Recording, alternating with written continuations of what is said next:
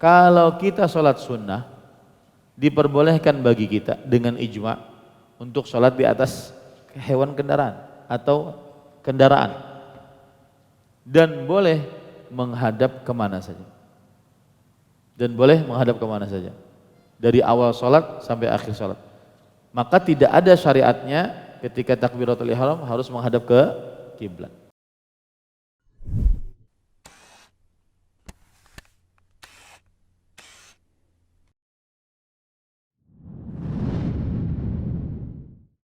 Assalamualaikum warahmatullahi wabarakatuh. Bismillahirrahmanirrahim. Alhamdulillahirabbil alamin. Wassallallahu wasallam wa baraka ala abdihi wa rasulihi nabiyina Muhammad wa ala alihi wa ashabihi ajma'in. Amma ba'd. Alhamdulillah, kita bersyukur pada Allah Subhanahu wa taala pada hari ini, hari Selasa malam 2 Safar 1444 Hijriah, kita dimudahkan oleh Allah Subhanahu wa taala untuk duduk bersama mengkaji kembali kitab Umdatul Ahkam min kalami khairil anam fima ittafaqa alaihi Al-Bukhari wa Muslim, yang ditulis oleh Al-Hafidh Abdul Ghani bin Abdul Wahid Al-Maqdisi rahimahullahu ta'ala. Salawat dan salam semoga selalu Allah berikan kepada Nabi kita Muhammad sallallahu alaihi wa ala alihi wasallam, ada keluarga beliau, para sahabat, serta orang-orang yang mengikuti beliau sampai hari kiamat kelak. Dengan nama-nama Allah yang husna dan sifat-sifat yang mulia, kita berdoa, Allahumma inna nas'aluka ilman nafi'an wa rizqan tayyiban wa amalan mutaqabbala, Allahumma amin. Ahibati fillah, jamaah Masjid Al-Faruq yang saya cintai karena Allah, semoga Allah Subhanahu wa taala selalu memberikan afiat kepada kita di dunia dan di akhirat. Pada kesempatan kali ini kita kita melanjutkan pembacaan hadis yang ada di dalam bab yang ke-10, yaitu babul adzan. Dan ini adalah hadis yang terakhir. Insyaallah taala dalam pertemuan ini juga kita membahas bab yang ke-11, dan insyaallah taala kita selesaikan bab yang ke-11 ini. Hadis yang ke-71, an Abi Sa'idin Al-Khudri radhiyallahu anhu qala Rasulullah sallallahu alaihi wa ala alihi wasallam, idza sami'tumul muadzina faqulu mithla ma yaqulul muadzin. Yang artinya, jika kalian mendengar, Abu Sa'id Al-Khudri radhiyallahu anhu berkata bahwa Rasulullah sallallahu alaihi wa ala alihi wasallam bersabda, jika kalian mendengar muadzin mengumandangkan azan, maka ucapkanlah seperti yang diucapkannya.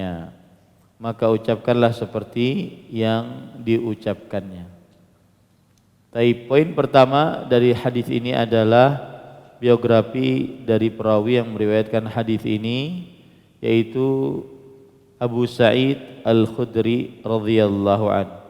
Dan Abu Sa'id Al-Khudri radhiyallahu anhu sudah kita sebutkan hadisnya pada hadis yang ke-53, yaitu beliau adalah Sa'ad bin Malik bin Sinan Al-Khudri Al-Ansari Al-Khazraji. Jadi nama beliau adalah Sa'ad bin Malik bin Sinan, dan beliau adalah dari kaum Ansar, berasal dari suku Khazraj. Dan beliau berperang bersama Rasul sallallahu alaihi wasallam 12 kali peperangan. Yang pertama kali adalah perang Khandaq, karena sebelumnya beliau dianggap anak kecil yang belum baligh, tidak bisa ikut perang Badar dan perang Uhud. Abu Sa'id Al-Khudri termasuk ulamanya para sahabat, menghafal ilmu-ilmu Nabi Muhammad sallallahu alaihi wasallam yang banyak.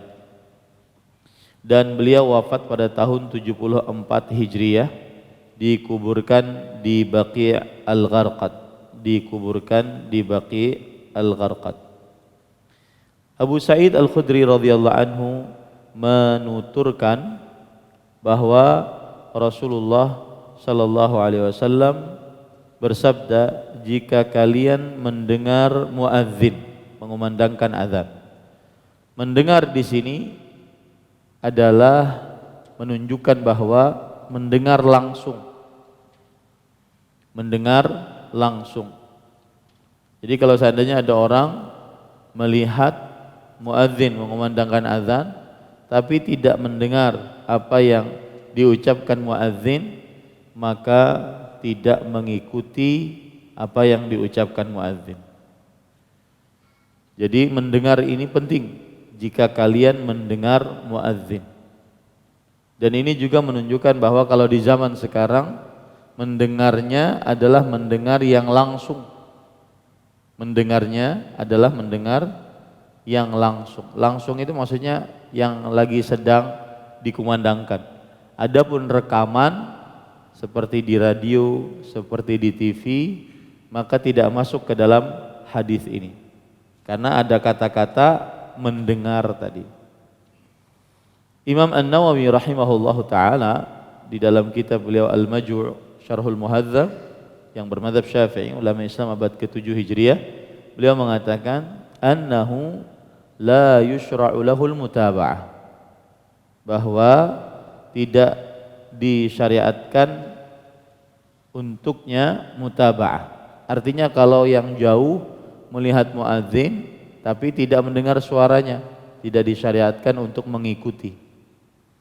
Yang disyariatkan untuk mengikuti hanya yang mendengar. Li'annal mutaba'ata muta'alliqatun bis sama'. Karena yang namanya mengikuti muadzin itu ada kaitannya dengan pendengaran berdasarkan hadis tadi, wal haditsu musarrahun biishtiratihi, dan hadis ini jelas akan pensyaratan pendengaran tadi. Wa qiyasan ala tashmitil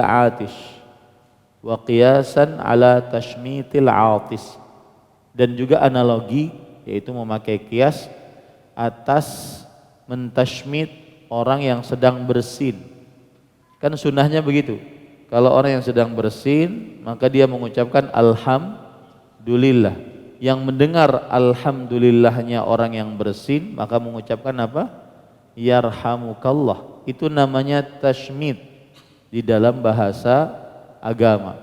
Tashmidul atis, yaitu menjawab alhamdulillahnya orang yang bersin. Menjawab alhamdulillahnya orang yang bersin. Nah, begitu juga kalau ada orang bersin sebelah sana, pojok masjid, lalu dia bersin, kita dengar bersinnya, tapi alhamdulillahnya kita tidak dengar, maka kita ucapkan yarhamukallah tidak? Tidak. Ya. Nah, sama gitu.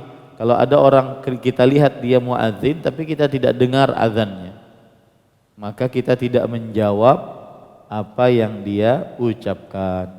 Fa innahu la yushra'u illa liman sami'a tahmidah. Kata Imam An-Nawawi rahimahullah, maka tidak disyariatkan untuk menjawab orang yang sedang bersin kecuali bagi siapa yang mendengar alhamdulillahnya orang yang sedang bersin. Kalau ada yang mendengar alhamdulillahnya orang yang bersin, baru dia menjawab. Taib. Maka ucapkanlah seperti yang diucapkannya. Jika kita mendengar orang yang mengumandangkan azan, maka ucapkanlah seperti apa yang diucapkannya. Taib. Sekarang beberapa permasalahan yang berkaitan dengan hadis ini. Yang pertama, hukum mengikuti azannya orang yang mengumandangkan azan. Maka para ikhwah yang dirahmati oleh Allah, terjadi pendapat jumhur ulama, mayoritas para ulama, bahwa mengikuti orang yang mengumandangkan azan itu dianjurkan.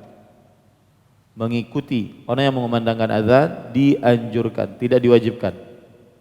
Dianjurkan. Jadi kalau ada orang yang azan kita ngobrol, maka kita tidak berdosa karena hukumnya cuma dianjurkan. Dan ini pendapat jumhur ulama, seperti yang dikatakan oleh Imam Ibnu Qudamah, ulama peneliti mazhab Hambali, dalam kitabnya Al-Mughni. Beliau mengatakan la a'lamu khilafan baina ahli al-ilm fi istihbabi dzalik.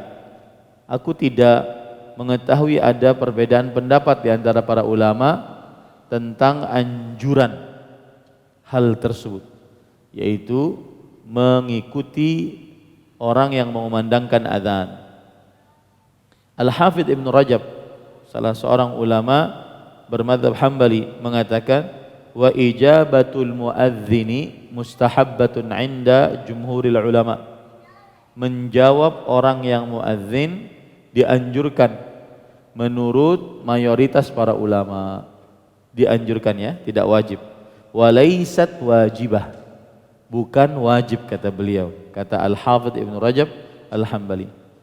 Wa kana al-Hasanu katsiran yasma'ul muadzina wa huwa yatahaddatsu fala yaqta'u haditsa wa la yujibuhu.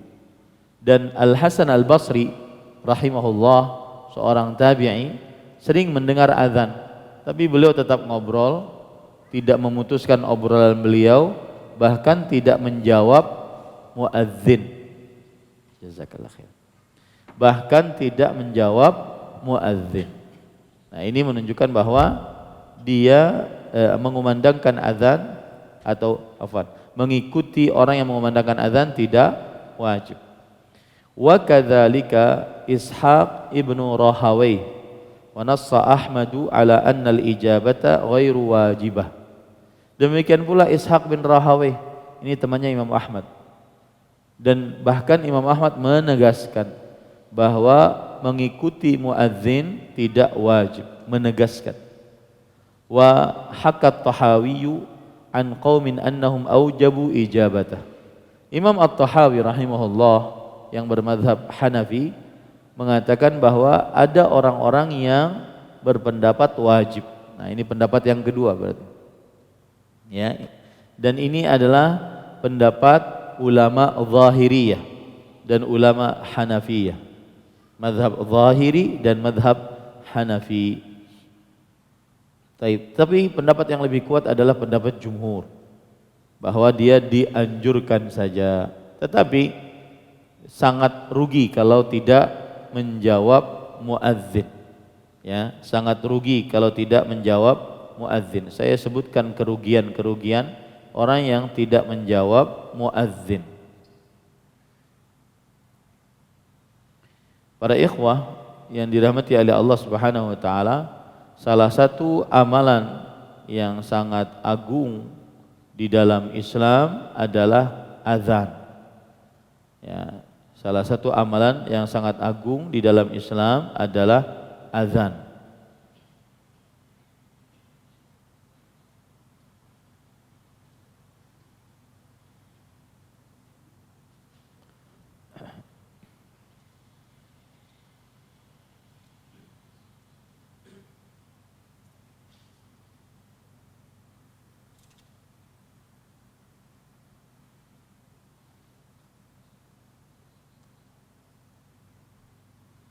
Rasul sallallahu alaihi wa ala alihi wasallam bersabda dalam hadis yang diriwayatkan oleh Imam Bukhari dan Muslim dari Abu Hurairah radhiyallahu anhu. Nabi Muhammad sallallahu alaihi wasallam bersabda, "Lau ya'lamun nasu fin nida was-saffil awwal, thumma lam yajidu illa an yastahimu alaihi lastahamu." Kalau manusia mengetahui pahala yang terdapat di dalam azan dan saf yang pertama. Kemudian mereka tidak mendapati kesempatan kecuali harus mengadakan undian di antara mereka. Maka semestinya mereka melakukan undian. Ini salah satu keutamaan azan di dalam agama Islam. Itu pahalanya sangat besar, sampai-sampai harus mengadakan undian. Di antaranya yang lain juga kaburnya syaitan saat dikumandangkan azan. Kaburnya syaitan saat dikumandangkan azan. Hadis yang diriwayatkan oleh Imam Bukhari dan Muslim dari Abu Hurairah radhiyallahu an, Nabi Muhammad sallallahu alaihi wa ala alihi wasallam bersabda, "Idza nudiya lis-salati adbara syaitan wa lahu duratun hatta la yasma' at-ta'dzin." Jika dikumandangkan salat, jika dikumandangkan azan untuk salat, maka syaitan lari, kabur, ya, dan dia memiliki suara kentut sampai tidak mendengar azan, sampai tidak mendengar azan. Ini keutamaan azan dalam agama Islam. Begitu juga keutamaan yang lain, di antaranya orang yang mengumandangkan azan diampuni dosanya seluas suara yang dia kumandangkan. Kemudian seluruh yang mendengar dari suara azannya, baik itu yang hidup ataupun yang mati, akan menjadi saksi penolong kelak pada hari kiamat. Jadi besar pahalanya orang yang mengumandangkan azan. Dalam hadis riwayat Imam Abu Daud dari Abu Hurairah radhiyallahu an, Rasul sallallahu alaihi wasallam bersabda, "Al-muadzinu yughfaru lahu mada sautih." Seorang yang mengumandangkan azan diampuni dosanya sepanjang atau sekuat suaranya. Wa yashhadu lahu kullu ratbin wa yabis, dan akan menjadi saksi untuknya, penolong bagi orang yang mengumandangkan azan tersebut, setiap yang kering ataupun yang basah.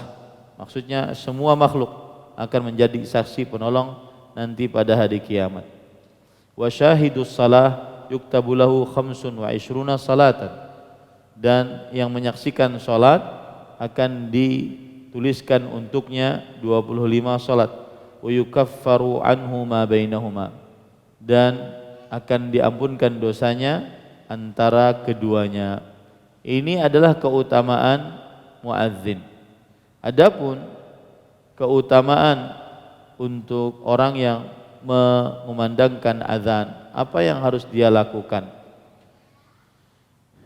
Ya, yang harus dia lakukan ketika seseorang mendengar muadzin.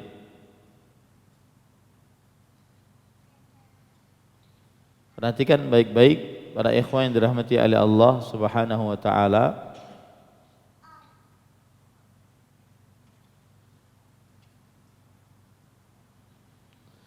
Rasulullah sallallahu alaihi wa alihi wasallam bersabda dalam hadis yang diriwayatkan oleh Imam At-Tabarani dari Muawiyah radhiyallahu an, bahwa man sami'al muadzin faqala mithla ma yaqul falahu mithlu ajri. Barang siapa yang mendengar seorang muadzin lalu ia mengucapkan seperti apa yang diucapkan muadzin tersebut, maka baginya pahala dari orang yang mengumandangkan azan tadi. Ya, ini hadis diriwayatkan oleh Imam At-Tabarani, akan tetapi Imam Al-Albani rahimahullah melemahkannya, tapi Imam Al-Munziri mensahihkannya. Yang jelas jika hadisnya sahih, maka ini pahalanya sangat besar.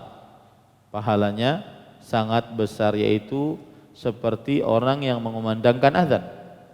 Orang yang mengumandangkan azan tadi diampuni dosa-dosanya. Orang yang mengumandangkan azan tadi dia akan mendapatkan pahala yang besar karena harus mengundi bagi siapa yang mengumandangkan azan. Kemudian setelah itu hadis riwayat Muslim dari Umar bin Khattab radhiyallahu an, "Idza qala al-muadzin Allahu akbar, faqala ahadukum Allahu akbar."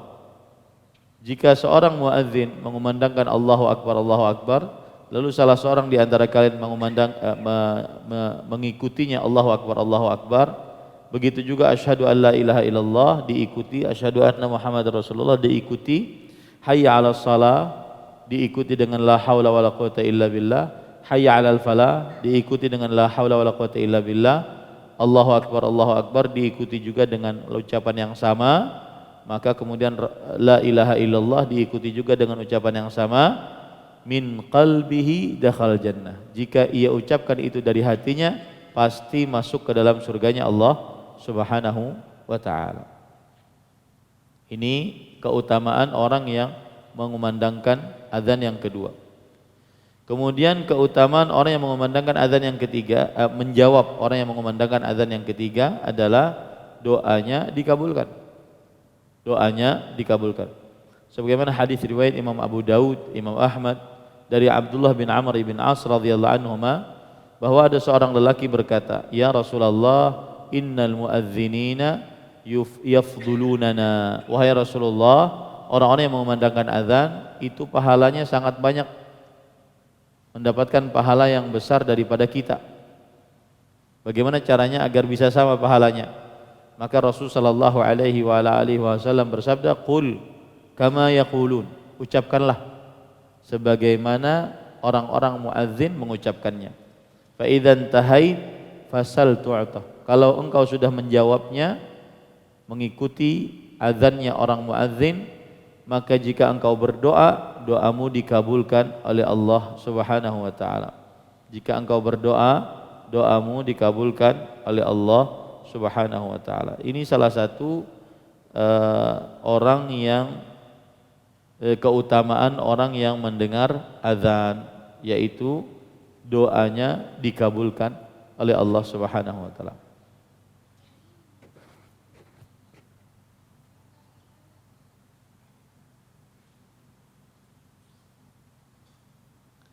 Kemudian di sana ada keutamaan-keutamaan lain, yaitu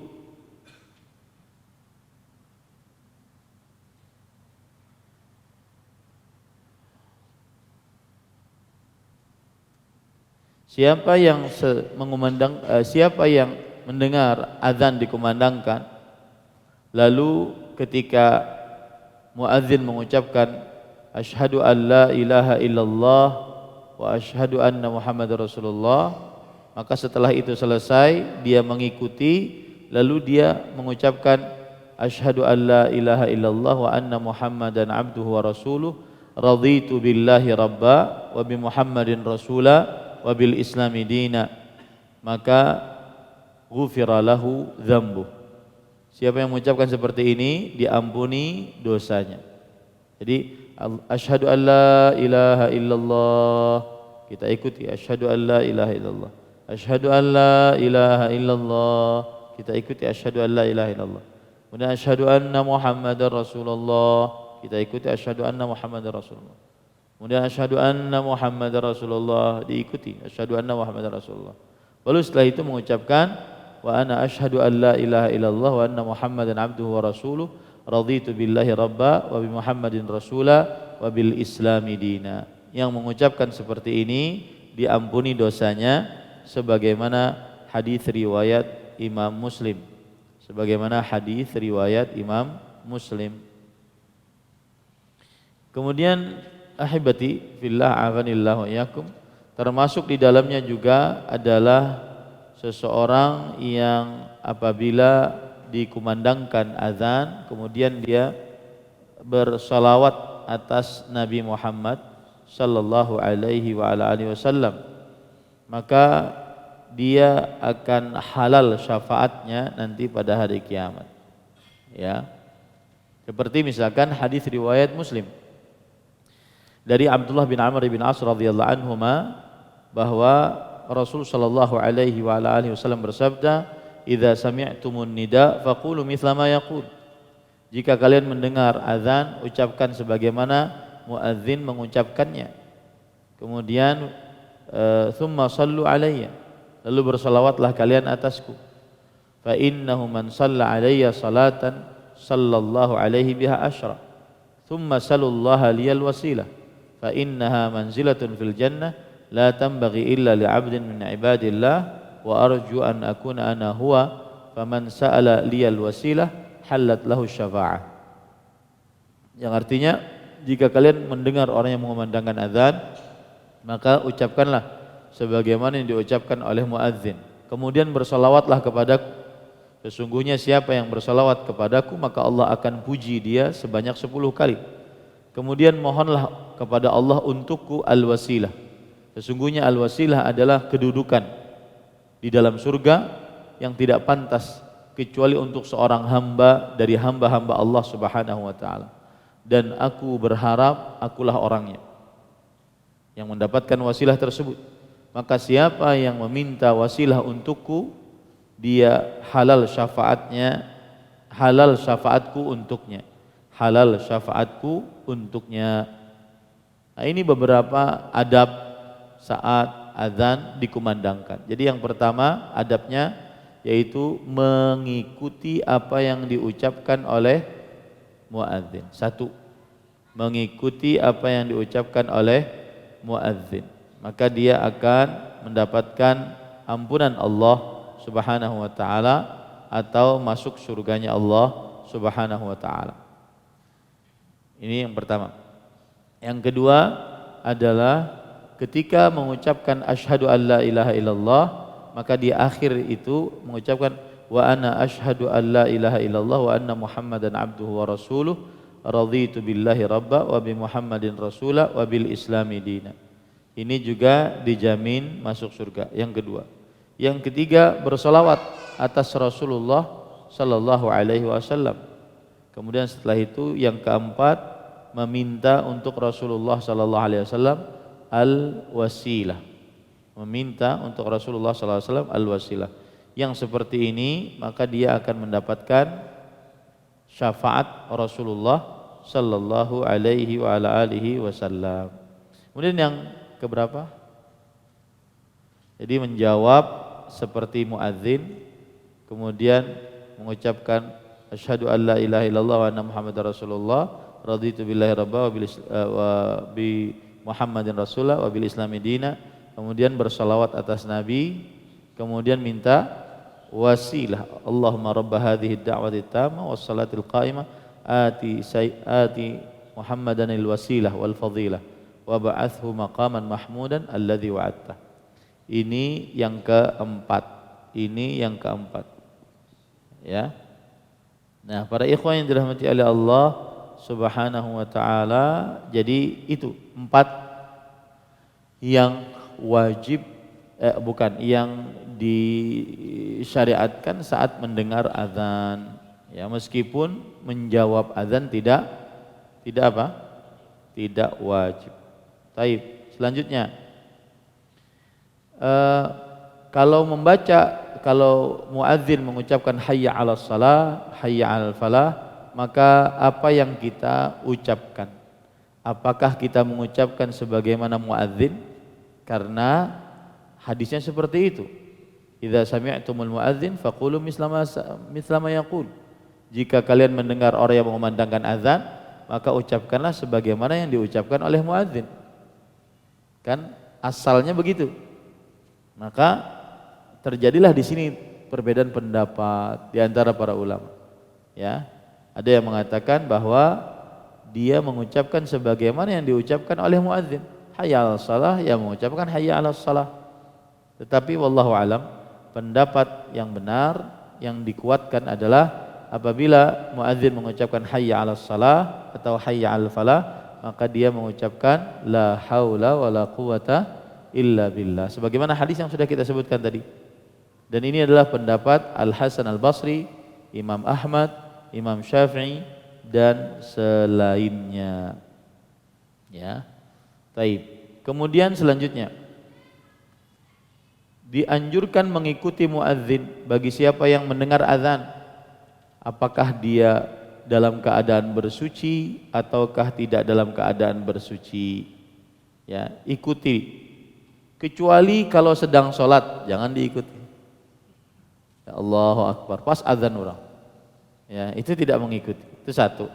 Yang kedua, saat buang air besar, buang air kecil, tidak mengikuti muadzin. Yang ketiga, saat berjimak. Ya, saat berjimak. Ini tidak mengikuti muadzin.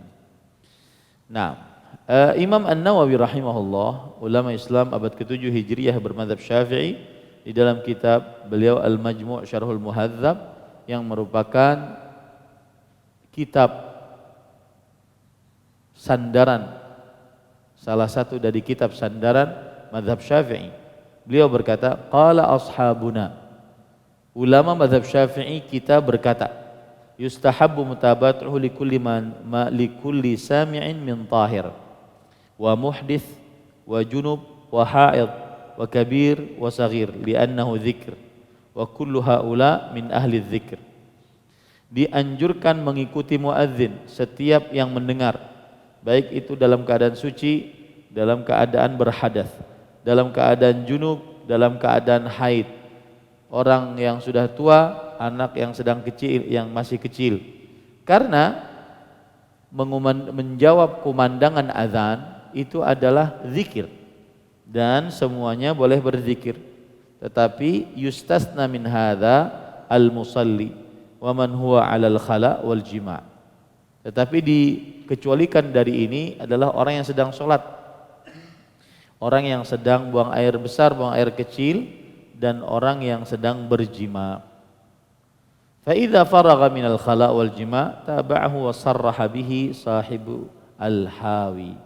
Kalau sudah selesai berjima dan sudah selesai keluar dari tempat buang air besar, buang air kecil, maka dia mengikutinya sebagaimana disebutkan oleh imam yang menulis kitab Al-Hawi Al-Kabir.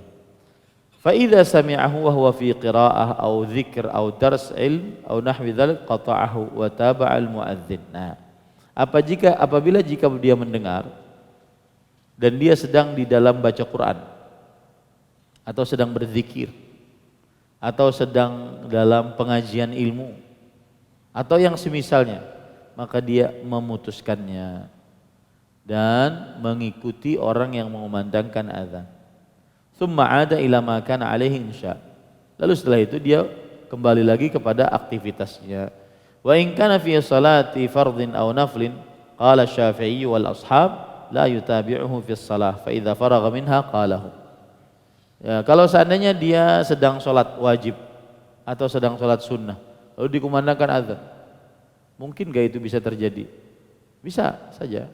Kita sedang sholat sunnah lalu di sana masjid sana baru azan, ya, maka kata Imam Asy-Syafi'i dan ulama mazhab Syafi'i tidak mengikutinya di dalam sholat. Tetapi kalau sudah selesai sholat baru ikuti, mengucapkan apa yang diucapkan oleh muadzin. Taib. Itu permasalahan. Bagaimana mengikuti azan? Apakah satu kalimat kita ikuti satu kalimat, ataukah selesaikan azan dulu baru setelah itu kita ikuti semuanya? Jadi azan sudah selesai baru kita ucapkan sendirian Allahu Akbar, Allahu Akbar, Allahu Akbar, Allahu Akbar, asyhadu an la ilaha illallah, asyhadu an la ilaha illallah, asyhadu anna Muhammadar Rasulullah, asyhadu anna Muhammadar Rasulullah, hayya 'alas salah, hayya 'alal falah, hayya 'alas salah, hayya 'alal falah, 'alal falah, Allahu Akbar, Allahu Akbar, la ilaha illallah. Apakah seperti itu ataukah sepenggal-sepenggal? Nah, jawabannya disebutkan oleh Imam An-Nawawi rahimahullah dalam kitab beliau Al-Minhaj Syarah Nawawi ala Sahih Muslim. Beliau mengatakan fihi annahu yustahabbu an yaqula as-sami'u kulla kalimah ba'da faraghil muadzin minha wa la yantadhiru faraghahu min kullil adzan. Dianjurkan untuk orang yang mendengar azan, ya, mengucapkan setiap kalimat setelah selesainya muadzin darinya. Jadi setiap selesai kalimat Allahu Akbar, Allahu Akbar, nah itu satu kalimat. Maka yang mendengar juga mengucapkannya Allahu Akbar, Allahu Akbar, Allahu Akbar, Allahu Akbar. Maka yang mendengar mengucapkan Allahu Akbar, Allahu Akbar. Ya, dan tidak menunggu azan sampai selesai seluruhnya, tidak. Begitu cara menjawab azan. Wa fihi annahu yustahabbu an yaqula ba'da qawlihi wa ana asyhadu anna Muhammadar Rasulullah raditu billahi rabba wa bi Muhammadin rasulah wa bil islami dina. Nah, kata Imam An-Nawawi rahimahullah, dianjurkan bagi orang yang mendengar muadzin untuk mengucapkan setelah asyhadu anna Muhammadar Rasulullah, maka dia mengucapkan wa ana asyhadu anna Muhammadar Rasulullah raditu billahi rabba wa bi Muhammadin rasulah wa bil islami dina. Jadi kapan mengucapkan ini? Ketika sudah selesai asyhadu anna Muhammadan Rasulullah. Nah, siapa yang tersibukkan dari mengikuti muadzin? Lalu apakah dia mengikuti muadzin setelah selesai sibuknya? Nah, entah itu lagi ngobrol, lagi apa, mengerjakan sesuatu, tersibukkan dari mengikuti muadzin. Apakah dia mengikuti muadzin setelah selesai sibuknya?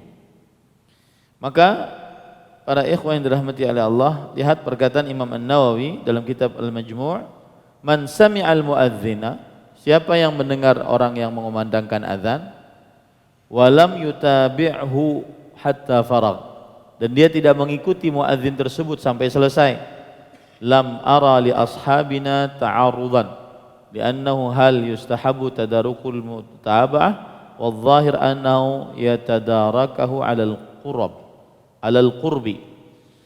Kata Imam An-Nawawi rahimahullah, aku belum pernah melihat para ulama madhab Syafi'i menyebutkannya. Karena apakah dianjurkan untuk mengikuti yang belum diikuti? Apakah dianjurkan untuk mengikuti yang belum diikuti? Karena adzannya sudah selesai. Sedangkan ketika adzan dikumandangkan kita masih sibuk. Nah, apakah disunnahkan mengikuti untuk sesuatu yang belum kita ikuti karena adzannya sudah selesai?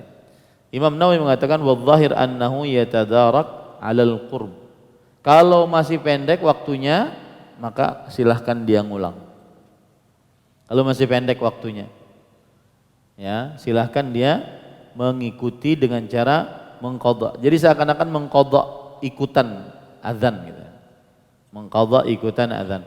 Wala yatadaraku ba'da tulil fasl, tapi tidak mengikutinya setelah waktu yang begitu lama.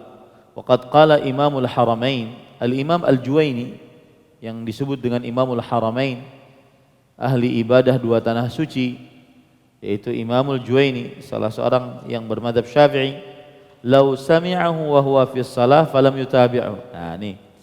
Kalau dia salat, azan dikumandangkan, dia tidak mengikutinya. Yambaghi an ya'tiya bil adhkar bi mujarradis salam. Falau tala al-faslu fahuwa katarki sujudis sahwi fihi tafsil fi mawdhi'ihi. Artinya, kalau seandainya sudah salam baru dia mengikuti muadzin tadi, berarti dirapel ya kalau sudah salam. Nah, sama kasusnya seperti sujud sahwi. Sujud sahwi, kalau ada yang ketinggalan dari wajib-wajib sholat karena lupa, kemudian dia sudah pulang ke rumah, sudah makan, sudah mandi, sudah mau ke kantor dan seterusnya, nanti dia baru ingat, kayaknya tadi dia ingat deh, salah satu kewajiban sholat yang 8 itu. Wajib sholat kan ada 8. Lupa dia mengucapkan sami Allahu liman hamidah. Baru ingat ya. Nah, apakah dia mengulang sujud sahwinya pada saat itu? Jawabannya tidak. Karena sudah terputus lawas. Ya, karena sudah terputus lama, tidak perlu untuk mengulangnya. Atau misalkan dia kelupaan tasyahud awal, itu kan hukumnya sunnah. Tasyahud awal hukumnya sunnah. Lalu dia sudah pulang ke rumah, pasar, berjualan, ya, berjualan bawang, ya, berjualan macam-macam sudah. Baru ingat pinanya tadi keingat. Tasyahud awal Apakah perlu dia sujud sahwi? Jawabannya tidak. Nah, sama dengan azan. Kalau sudah lama, ya, dia ketika azan dikumandangkan dia tidak bisa jawab, lalu setelah itu sudah lama, apakah dia wajib mengikutinya? Tidak wajib mengikuti. Karena sudah lama. Adapun yang masih baru, maka boleh mengikutinya. Tadi misalkan dia dikumandangkan azan, beliau pergi ke kamar mandi. Ya, otomatis di kamar mandi kada kau menjawab. Lagi mahajan. Tidak bisa menjawab. Maka bagaimana?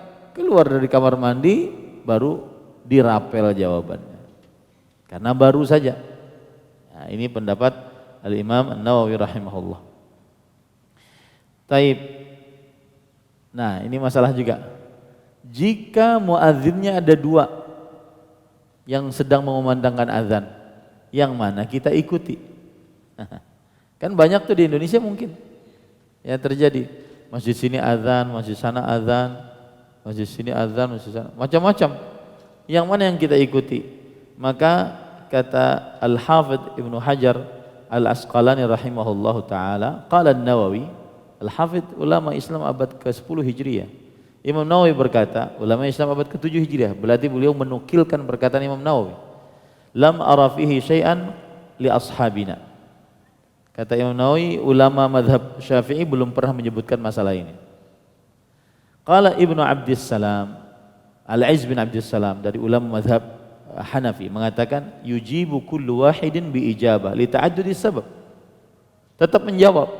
Setiap yang dikumandangkan jawab, meskipun beda-beda. Di sini Allahu Akbar, sana Allahu Akbar, kita jawab Allahu Akbar, Allahu Akbar. Ya. Setiap yang kita dengar kita jawab. Li ta'addudi sabab, karena sebabnya ada.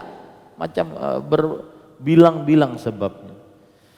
Wa ijabatul awal afdalu illa fis subh. Dan menjawab azan yang pertama lebih utama kecuali dalam salat subuh wal jum'ah dan dalam salat Jumat.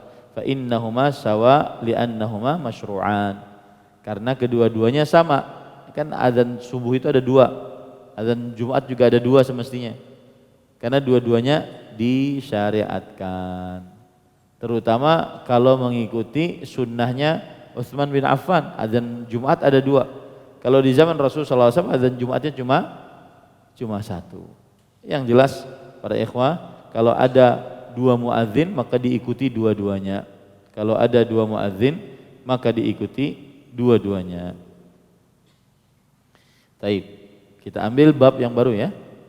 Bab yang ke-11. Babu istiqbalil qiblah atau babu istiqbalul qiblah atau babun istiqbalul qiblah. Tiga-tiganya boleh. Babu istiqbalil qiblah karena dia mudhaf ilaih jar majrur, atau babu istiqbalul qiblah ya mubtada khabar, atau babun istiqbalul qiblah yaitu mubtada. Taib. Kita baca hadis yang ke-72. An Ibnu Umar radhiyallahu anhuma anna Rasulullah sallallahu alaihi wa ala alihi wasallam kana yusabbihu ala dhahri rahilatihi haitsu kana wajhuhu yumi'u bi ra'sihi wa kana Ibnu Umar yaf'aluhu radhiyallahu anhu wa fi riwayatin kana yutiru ala ba'irihi ولمسلم غير أنه لا يصلي عليها المكتوبة وللبخاري إلا الفرائض. Bab menghadap kiblat, bab yang ke-11.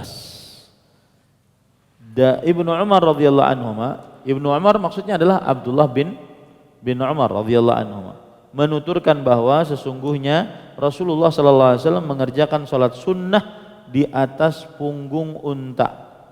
Ya. Mengerjakan sholat di sini maksudnya sholat sunnah, bukan sholat wajib. Karena sholat wajib Rasulullah SAW pasti turun. Beliau tidak pernah sholat wajib di atas kendaraan. Ya, kendaraan yang dimaksud adalah hewan tunggangan. Nah, kalau kita di zaman sekarang kendaraan, kalau yang dimaksud adalah pesawat, maka ada kau turun, kecuali harus mendarat dulu. Nah, pada saat itu kita sholat di pesawat. Ya, jangan sholat di atas pesawat, gugur pian. Ya. Nah. Menuturkan bahwa sesungguhnya Rasulullah SAW mengajarkan salat sunnah di atas punggung unta. Kemanapun arahnya menghadap. Maksudnya kemanapun onta tersebut menghadap. Nanti kita akan bicarakan masalah ini. Ibnu Umar pun mengakukan hal serupa. Baik, kita ambil beberapa permasalahan dari hadis ini.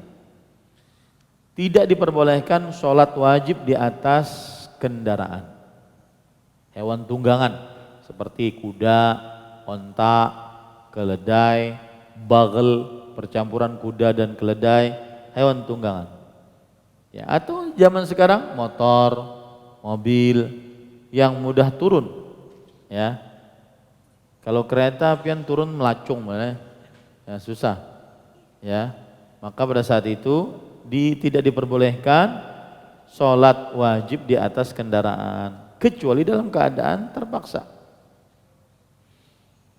Taib. Dan ini ijma'.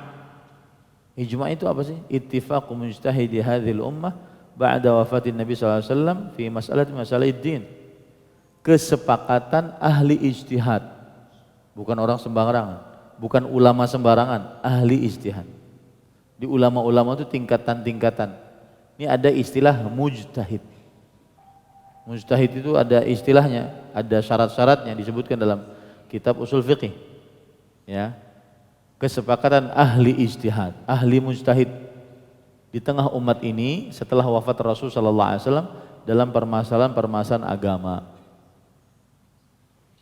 Imam Ibnu Abdul Bar, ulama dari mazhab Maliki, ulama peneliti, ini sekelasnya Imam An-Nawawi lah dalam mazhab Syafi'i.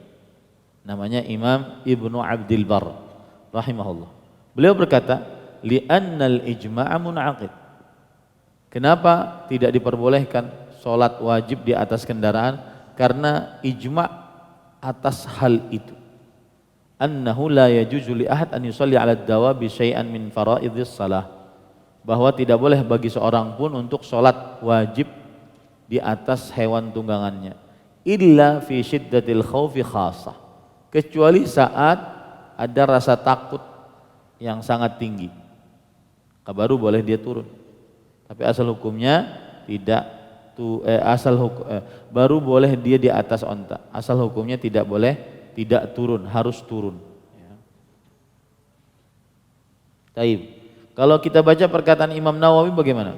Beliau mengatakan dalam kitab beliau Al-Minhaj Syarah Nawawi ala Sahih Muslim, fihi dalilun ala anna al-fardhah la tajuzu ila ghairil qiblah wala ala dabbah wa huwa wa hadha mujma'un alaih illa fi syiddatil khauf. Lihat subhanallah ya. Bagaimana agama Islam itu terjaga. Dan bagaimana hadis Rasul sallallahu alaihi wasallam benar adanya. La tajtami'u ummati ala dhalalah. Umatku tidak akan bersepakat di atas kesesatan. Ya. Tidak akan bersepakat di atas kesesatan. Kata Imam Nawawi, di dalam hadis tadi terdapat dalil bahwa salat wajib tidak diperbolehkan tidak menghadap kiblat dan tidak diperbolehkan di atas hewan tunggangan, dan ini adalah ijma'. Ya, kecuali dalam keadaan sangat takut. Baik. Selanjutnya, boleh bagi orang musafir untuk mengerjakan salat sunnah di atas hewan tunggangannya. Hewan tunggangannya untuk bersafar.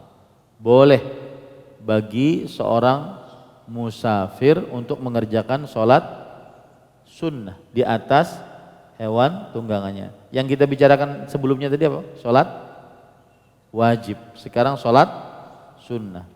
Ya, sholat wajib harus turun. Sholat wajib harus turun. Dan ini juga ijma' disebutkan oleh para ulama bahwa boleh mengerjakan sholat sunnah di atas hewan tunggangan. Dan yang menukilkan ijma' banyak, diantaranya Imam Ibnu Abdul Bar, Syekhul Islam Ibnu Taimiyah rahimahullahu ta'ala. Dalilnya hadis yang kita baca ini, itu hadis ke-72. Taib.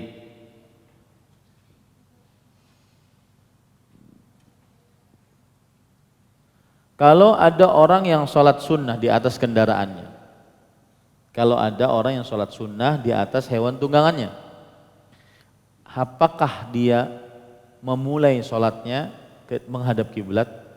Saya beri contoh. Kalau kita pergi dari Arab Saudi pulang umroh ke Jakarta, ke Indonesia lah, maka kiblatnya di mana? Di belakang kita, ya kan? Kiblatnya di belakang kita. Maka pada saat itu, kalau kita ingin sholat subuh, kan biasanya tuh jamaah umroh tuh sholat subuh, mendapati sholat subuh, tapi banyak yang guring. Nah ini saya sanksikan umrohnya gimana itu, banyak yang guring. Ketika saya tanya, kok nggak sholat? Ken aja, sampai Banjar hanya sholat. Padahal sampai Banjarnya isuknya. Ya, atau sampai Jakarta baru sholat. Ini tidak benar. Ujian pertama orang yang baru pulang umroh adalah sholat subuh di pesawat. Ya, siapa yang melalaikan itu maka bermasalah dengan umrohnya. Maka kita kalau sholat subuh, kiblat kita belakang. Nah, apakah kita wajib menghadap? Allahu Akbar, baru menghadap, karena di belakang. Maka terjadi ikhtilaf di antara para ulama. Pendapat yang kita kuatkan adalah pendapatnya Imam Malik dan para ulama mazhab Malik, dan juga salah satu pendapat Imam Ahmad bahwa tidak wajib. Ya sudah, kalau seandainya kita ingin sholat, ya kiblat di belakang kita, pesawatnya menghadap ke sana, sudah Allahu Akbar. Ya, tidak wajib. Dalilnya hadis Abdullah bin Umar, hadis Anas bin Malik yang ada nanti dalam hadis ini. Hadis yang ke-73, 74.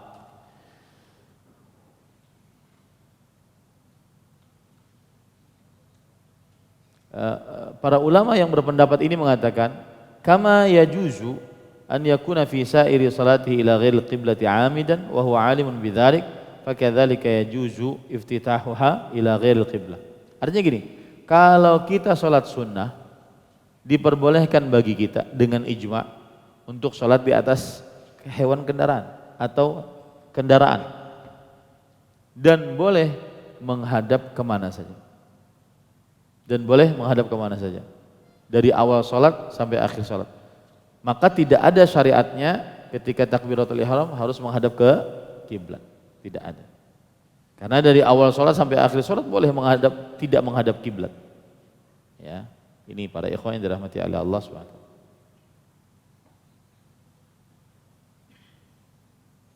Baik, permasalahan selanjutnya,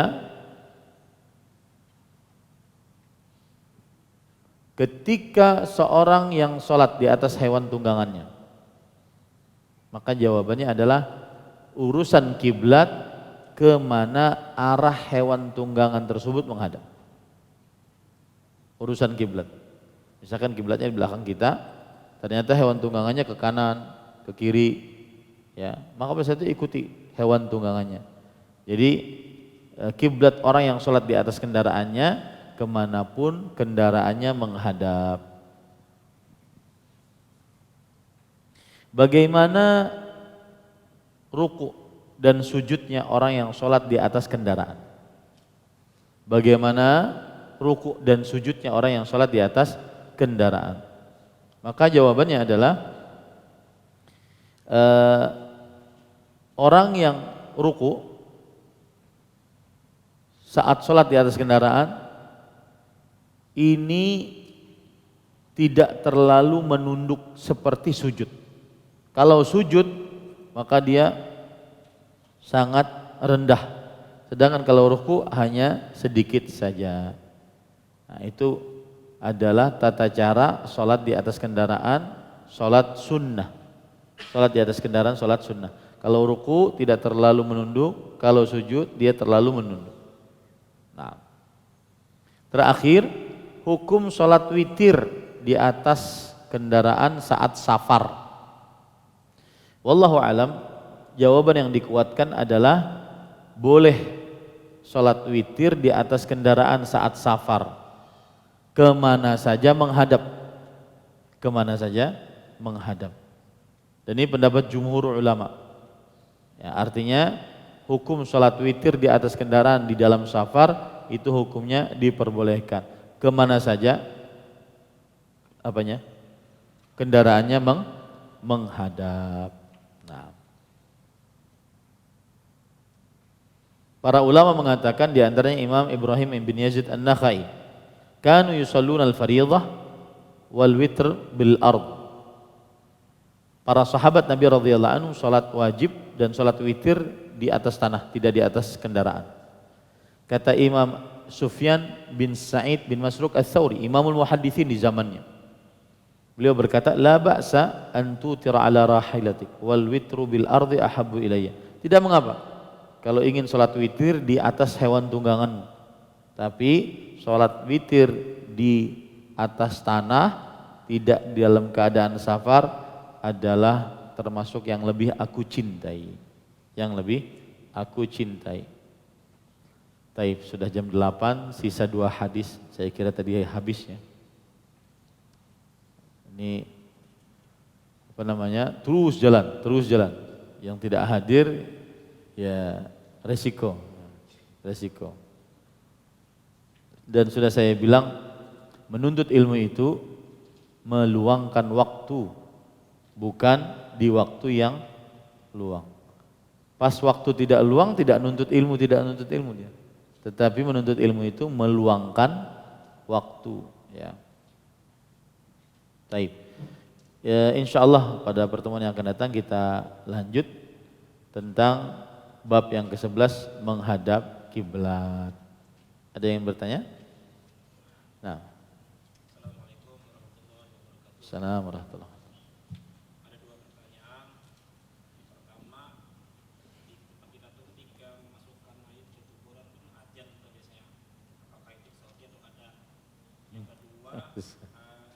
Mendengarkan ajian di radio itu menyebut juga kan apa sama pahalanya dengan tapi saya langsung ke dia ini kan kita pasti perjalanan di mobil kan nyetel radio saya langsung apa kita saut atau kata gitu. Kenapa pertanyaan biar ngalih-ngalih? Jawabannya yang pertama kita harus dudukan dulu masalah. Apakah disyariatkan mengumandangkan azan ketika menguburkan mayit, masukkan mayit ke dalam kubur? Jawabannya sepengetahuan saya yang pendek, belum ada syariatnya, belum ada hadisnya yang saya ketahui bahwa disyariatkan mengumandangkan azan saat memasukkan mayit ke dalam liang lahat. Oleh karena itu azan yang tidak disyariatkan, maka tidak pantas untuk dijawab. Baik, yang pertama. Yang kedua adalah mengumandangkan mendengarkan azan dari radio dan radionya azannya live. Maka jawabannya kalau memang live sedang berlangsung maka pada saat itu dijawab. Tapi biasanya azan-azan di radio sebagian besarnya adalah rekaman. Tapi kalau seandainya dia memang azannya sedang berlangsung, artinya dia siaran langsung, maka tetap dijawab. Wallahu a'lam. Nah. Bolehkah kita menyambung azan seorang muadzin yang mana muadzin itu tiba-tiba sakit perut dan langsung lari ke toilet? Nah, saya tidak tahu ini. Coba ulun cari kenalah. Ya. Belum tahu ini. Wallahu a'lam. Apakah saat iqamah memang harus menggunakan speaker luar atau cukup menggunakan speaker dalam? Ini permasalahan kontemporer berarti, masalah speaker. Karena di zaman Rasulullah SAW tidak ada speaker. Kalau kita lihat zaman Rasulullah SAW, dan ingat baik-baik, Islam itu universal. Artinya syariatnya itu global, mencakup untuk zaman Nabi Muhammad SAW sampai akhir zaman, mencakup zaman yang tidak ada internet, tidak ada listrik, sampai yang ada keistimewaan teknologi di zaman sekarang. Islam itu yang dibawa Rasulullah SAW, dia munasibun li jami'i az-zaman wal makan. Dia cocok, layak untuk setiap tempat dan setiap waktu. Nah, oleh karena itu, kalau dikatakan di sini apakah dia, kalau kita dudukan zaman Rasul sallallahu alaihi wasallam, maka Rasul sallallahu alaihi wasallam memerintahkan orang yang mengumandangkan azan untuk mengeraskan bacaan suara azannya. Ya, sedangkan yang iqamah untuk melirihkan, tidak terlalu keras. Ya, tidak terlalu keras. Maka pada saat itu, kalau kita berbicara iqamah di zaman sekarang, sebenarnya tidak perlu mik dalam mik luar pun bisa jadi. Karena yang penting asal didengar oleh orang-orang yang dalam masjid. Oleh orang-orang yang dalam masjid. Jadi iqamah fungsinya adalah memanggil untuk mendirikan sholat. Sedangkan azan fungsinya adalah memanggil untuk pergi ke masjid mengerjakan sholat. Nah, itu bedanya. Ya, maka asal hukumnya iqamah dengan suara yang lirih. Dengan suara yang lirih. Tetapi kemudian pakai speaker boleh enggak? Maka jawabannya tidak mengapa. Ya, jawabannya tidak mengapa. Wallahu a'lam. Nah. Ada yang lain lagi? Nah. Waalaikumsalam. Pertanyaan yang pertama tadi, azan ketika mau berjenazah. Sekarang kalau azan mengajarkan bayi yang baru lahir, apakah wajib juga kita jawab? Itu yang pertama. Yang kedua, jawaban azan sholat subuh untuk as-sholatu khairum minan naum.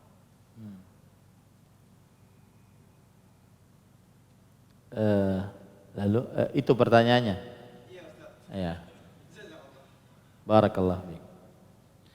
Taib, yang pertama para ikhwah yang dirahmati oleh Allah Subhanahu wa taala tentang hadis azan di bayi. Kita dudukkan dulu masalahnya. Apa pendapat-pendapat para ulama tentang hadis azan pada bayi yang baru lahir? Maka sebagian ulama di antara mazhab Syafi'i, mazhab Hambali, mazhab Hanafi, jumhur ini mengatakan dianjurkan untuk mengumandangkan azan pada bayi yang baru lahir. Imam Nawawi berkata dalam kitab Al-Majmu', as-sunnah an yu'adzana fi udhunil maulud inda wiladati. Termasuk sunnah adalah disyariatkan untuk mengumandangkan azan pada telinga bayi saat baru dilahirkan. Zakaran kana unsa, baik bayi laki-laki ataupun perempuan. Wa yakunul adzanu bilafzi adzanis shalah. Dan azannya yang dikumandangkan adalah lafaz azan salat. Li hadithi Abi Rafi' alladhi dzakarahu al-musannif qala jama'atun min ashabina yustahabbu an yu'adzana fi udhunil yumna wa yuqimus salah fi udhunihil yusra. Hal ini berdasarkan hadis Abu Rafi' yang disebutkan oleh penulis. Dan bahkan sebagian ulama mazhab kami, yaitu mazhab Syafi'i, Imam Nawawi mengatakan dianjurkan untuk mengumandangkan azan di telinga kanan dan iqamah di telinga kiri. Taib. Itu pendapat dari jumhur mazhab Syafi'i, Hambali dan Hanafi.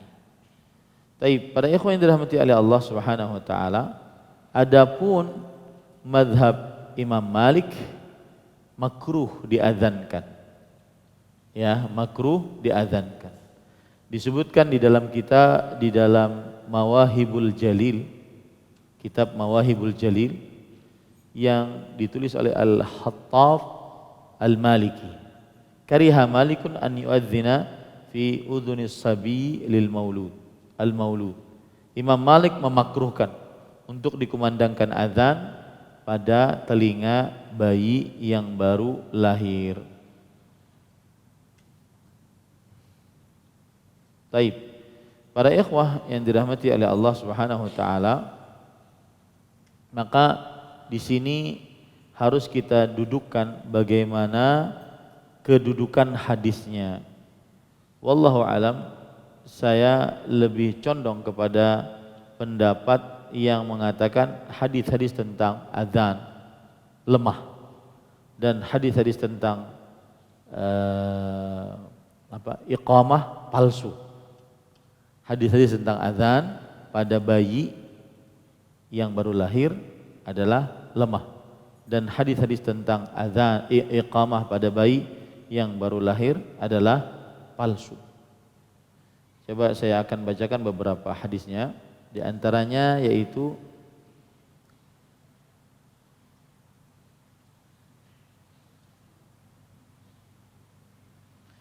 hadis riwayat Imam Tirmidzi, hadis Abu Dawud dari Abu Rafi'. Beliau bercerita, ra'aitu Rasulullah SAW adzana fi udhunil Hasan bin Ali hina waladathu Fatimah bis salah.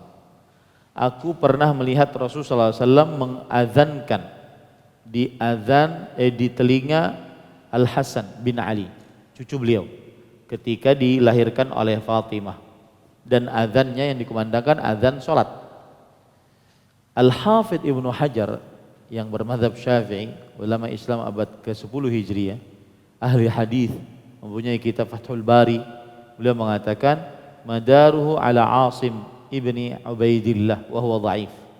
Ini hadis sumber riwayatnya dari rawi bernama Asim bin Ubaidillah dan dia adalah lemah. Ini disebutkan dalam kitab At-Talkhis Al-Habir. Ya. Kemudian juga riwayat Abdullah bin Abbas radhiyallahu anhuma bahwa Nabi Muhammad sallallahu alaihi wasallam adzana fi udhunil Hasan bin Ali. Nabi Muhammad SAW mengumandangkan azan di telinga Al Hasan bin Ali yauma wulid, pada hari dilahirkan. Fa adzana fi udhunil yumna wa aqama fi udhunil yusra. Beliau mengumandangkan azan di telinga kanan dan iqamah di telinga kiri. Ini hadis diriwayatkan oleh Imam Baihaqi dalam kitabnya Syu'abul Iman, dan hadis ini hadis palsu. Hadis ini adalah hadis palsu. Kenapa? Karena di dalamnya ada rawi bernama Al-Hasan bin Amr bin Saif. Al-Imam Al-Bukhari mengatakan tentang Al-Hasan bin Amr bin Saif ini kadzab. Seorang rawi ini tukang dusta. Jadi kalau ada hadis di dalamnya ada rawi tukang dusta, maka dia hadis palsu. Itu kaedahnya. Kalau ada hadis rawi-rawinya salah satunya saja tukang dusta, maka berarti hadisnya hadis palsu. Tanpa ampun itu, palsu pasti. Kalau salah satu dari rawinya. Kemudian di dalamnya juga ada Muhammad ibn Yunus Al-Kadimi. Ini dituduh berdusta.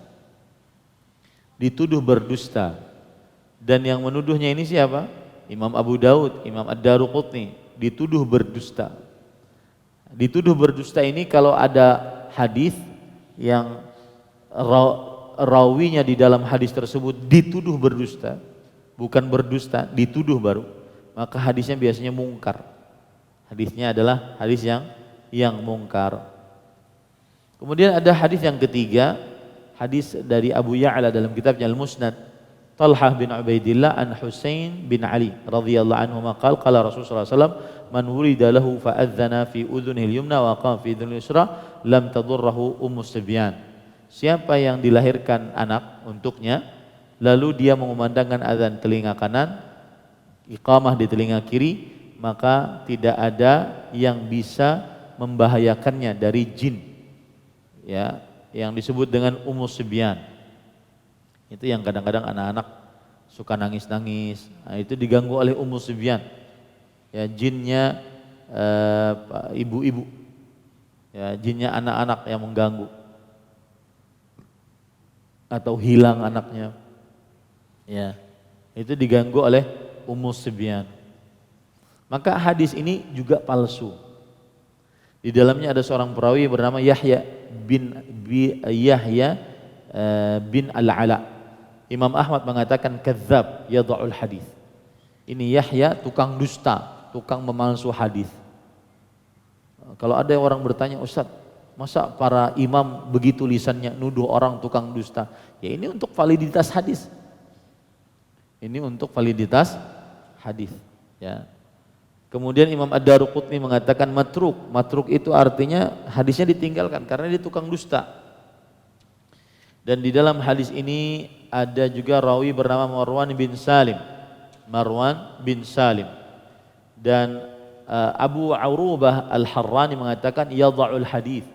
Marwan bin Salim suka meriwayatkan hadis, memalsukan hadis. Ya. Imam Al-Bukhari, Imam Muslim mengatakan Marwan bin Salim adalah mungkarul hadis. Hadisnya mungkar. Imam Ad-Daruqutni mengatakan matruk. Matruk itu hadisnya ditinggalkan karena dia suka berdusta. Makanya Imam Al-Albani rahimahullahu taala mengatakan hadisnya itu adalah maudhu, palsu. Makanya saya katakan tadi, hadis tentang azan di telinga kanan hadisnya lemah, hadis tentang iqamah di telinga kiri hadisnya palsu. Ya. Baik. Ada lagi? Waalaikumsalam.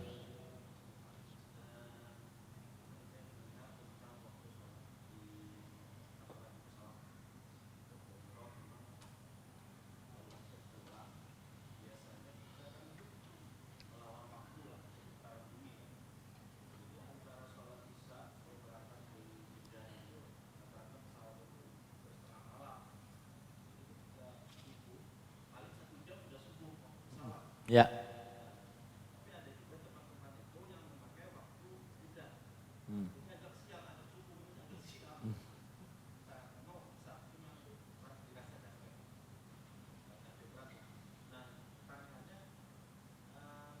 Waktu salat yang mana?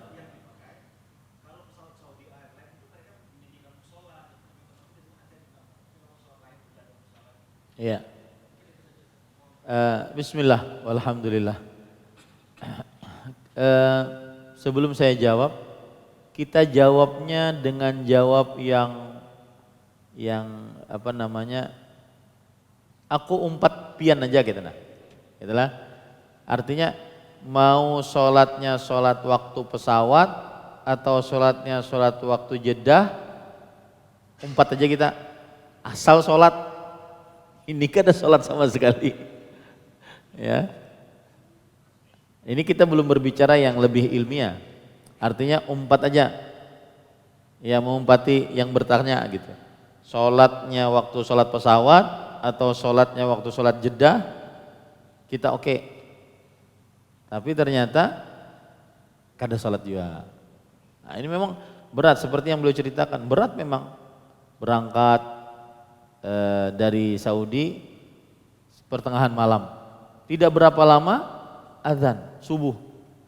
Ya pas lagi asik-asiknya mau ngaruh beratan, tuh habis tuh udah kayak mayat semuanya tuh, udah capek banget. Ya apalagi biasanya travel tuh berangkatnya dari pagi, ya kemudian dibawainya bekunjang dulu ke Jeddah, melontar real lagi di Jeddah. Ya kalau masih ada tuh ibu-ibu suka tujuan tuh lontar liar turun lagi dari bis. Aku belum paling gak dapat tujuh sebenarnya. Itu siapa itu yang membuat sunnahnya ke situ dulu? Ya, makanya biasanya kalau saya lagi bimbing umroh, nanti aja ke Jeddahnya pas mau berangkat. Dengan kita di Mekah dulu banyak-banyak sholat, banyak-banyak ini. Nanti pas mau berangkat baru ke Jeddah langsung ke bandara, nggak usah lagi ke mana? Ke balat orang nyebutnya, ke pasar gitu. Ya, nggak tahu siapa yang pertama kali untuk mensunahkan itu dalam tanda kutip ya. Nah, sekarang kalau kita berbicara lebih ilmiah, pendapat yang dikuatkan adalah bahwa kalau kita sholat di pesawat, maka kita sholat dengan waktu pesawat. Caranya, kalau dia subuh, maka kita lihat. Kan subuh itu terbit fajar, ukurannya adalah terbit fajar. Dan terbit fajarnya adalah terbit fajar yang kedua. Yang apabila dia terbit, muncul, maka dia akan ke kanan, ke kiri, terus naik semakin terang. Kalau terbit fajar yang pertama, maka dia akan muncul terus ke atas, hilang. Nah, maka ukurannya adalah terbit fajar kedua. Itu yang disyariatkan. Jadi bagaimana? Ya kita melihat pesawat, dan biasanya para pramugara itu sudah tahu. Tinggal sekian waktunya Ustadz katanya, tinggal sekian. Nah, sekarang yang jadi masalah adalah sebagian kaum muslimin tidak memperhatikan sholat itu. Nah, ini yang sangat keliru sekali. Maka semestinya salah satu yang bertanggung jawab adalah ustadz yang membimbingnya. Ustadz yang membimbingnya tengah ngaju hangaruh. Ya, saya ingat betul cerita Syekh Al-Allamah Profesor Dr. Abdul Razak bin Abdul Muhsin Al-Badr hafizahumullah.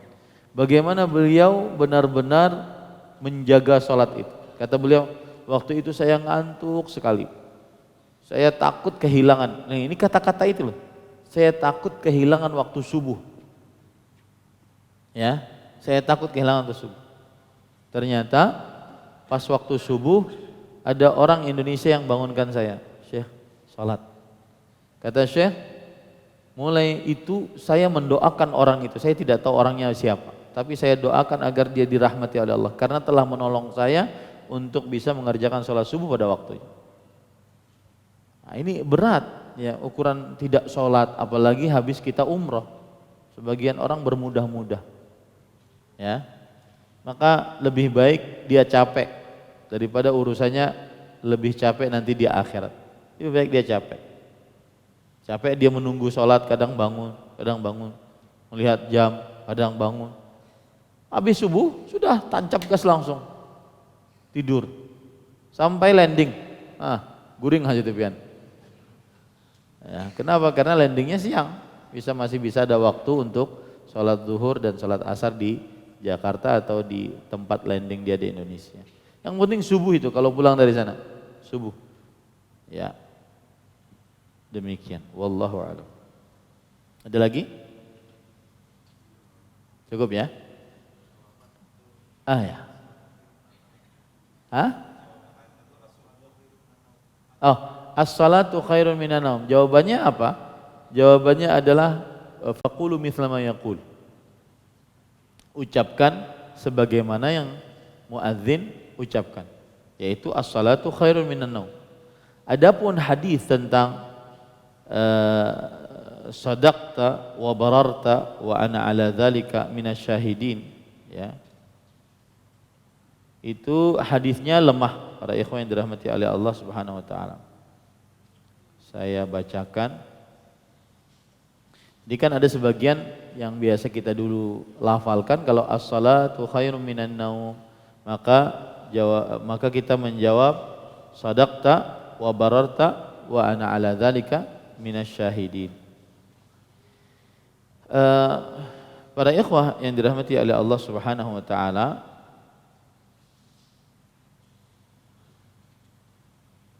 Imam Ibnu Qudamah mengatakan la a'lamu khilafan baina ahli ilm fi istihbabi dzalik.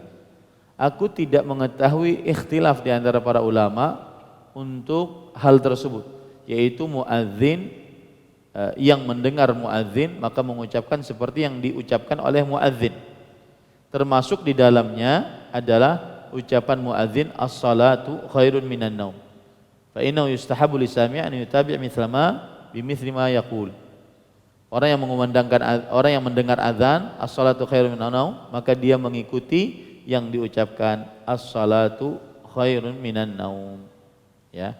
Dengan keumuman dalil, idza sami'tumul muadzin faqulu mithla ma yaqul.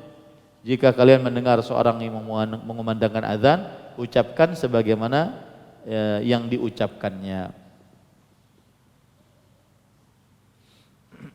Nah, kemudian adapun sebagian ahli fikih yang menganjurkan apabila mengucapkan muadzin mengucapkan as-salatu khairun minan naum, maka hendaklah yang mendengarnya mengucapkan sadaqta wa bararta, maka la dalila alaih, tidak ada dalil akan hal itu.